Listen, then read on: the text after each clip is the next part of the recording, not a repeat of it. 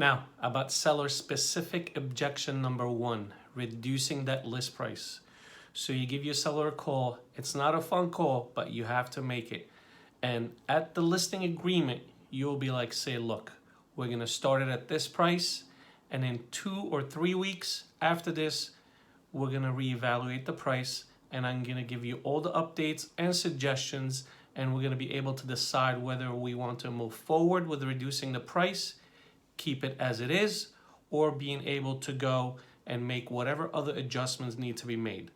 So you have to be preconditioned. You precondition them.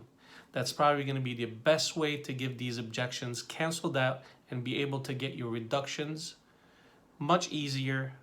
And but say, for instance, a seller still gives you resistance and says, no, Avo, I'm not really ready to reduce it yet. I think the price is good where it's at. So you can be like, hey, I hear you. I completely understand. And at the time when we listed the property, it was priced exactly where it needed to be. You know, we had far less competition than we do now. The market has changed. There are more properties on the market than there were at the time when we listed it. So essentially, you have more competition. Your home has been sitting on the market for about a month or so. It's racking up those days on the market, on the MLS, and unfortunately, when people see a home that has long days on the market, they immediately think something's wrong with it. Or we can be more aggressive, and in order to stay up with what the market is doing and keep the trends, we have to adjust, because we see that so many people have come through the house. We've had X amount of showings. No one even presented us an offer. We need to adjust, try and keep up with the market, because they're basically all the buyers telling us they're not willing to pay what we're currently asking for the home. So I would suggest that we go ahead and reduce the specific price, and I want to see what your thoughts are about it, of course.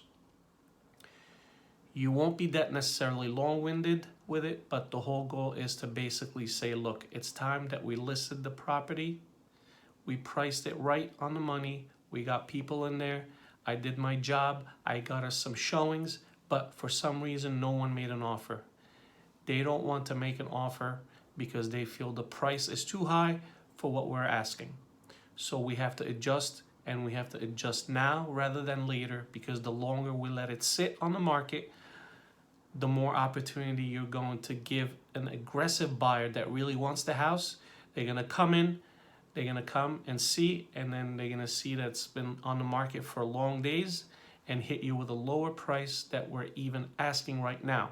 Or you go and you reduce it so you can sit there and position it in that way that you would be, well, that would be my suggestion on how to get a price reduction on any of your listings.